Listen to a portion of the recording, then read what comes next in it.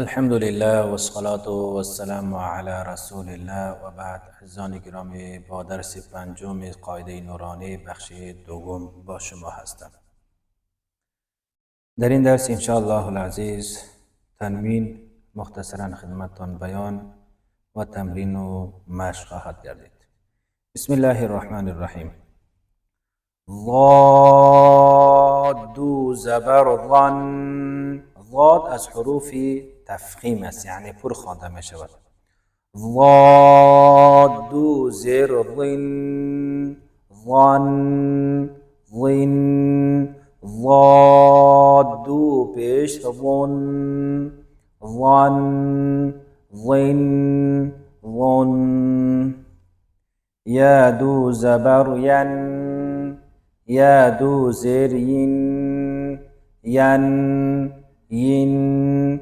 یا پیش یون ین ین یون.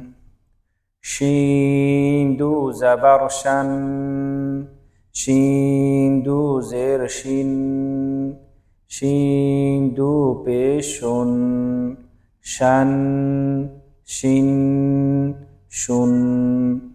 جیم زبر جن جیم زر جین جیم پیش جن جن جین جن.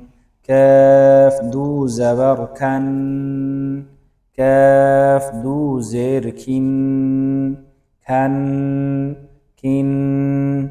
کاف پیش کن کن کین. کاف پیش کن کن.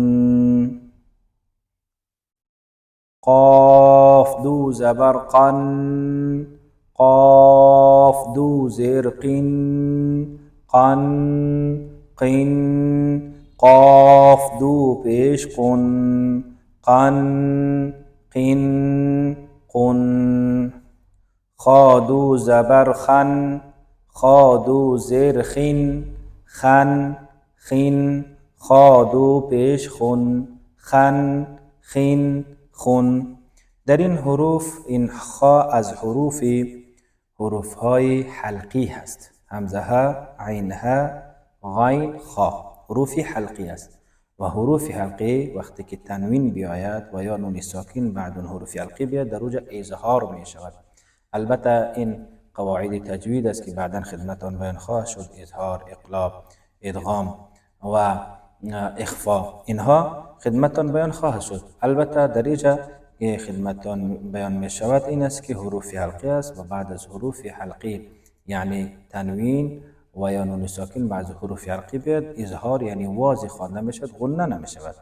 این 6 حرف از حروف حلقی است. این 6 حرفی که در اینجا بیان شده است. غین زبر غن غین زر غین غن غین. غین پیش غن غن غین غن. حا زبر حن حا زر حن حن حن. حا پیش حن حن حن حن. عین زبر عن عین زر عن عن عن. عین پیش عن عن عن عن. ها زبر هن ها زر هن هن هن. ها پیش هن هن هن هن. همزه زبر ان همزه زر ان همزه پیش ان ان اون. این از حروف حلقی هست که در اینجا غنه نشد. و همچنین استادان مدارس وقتی که تدریس میکنن شاگردان خود را در اینجا خوب بفهمانند و همچنین پرسان بکنند که چرا در فلان حرف غنه می شود، در فلان حرف غنه نمی شود، تا اینکه اطفال از زمین ابتدا اونها قواعد تجوید را آیسته آیسته بیاموزند. خداوند عزوجل برای همه من شما یادگیری و یاددهی درست قواعد قرآن کریم و خواندن قرآن کریم را نصیب بفرمایید. آمین یا رب العالمین.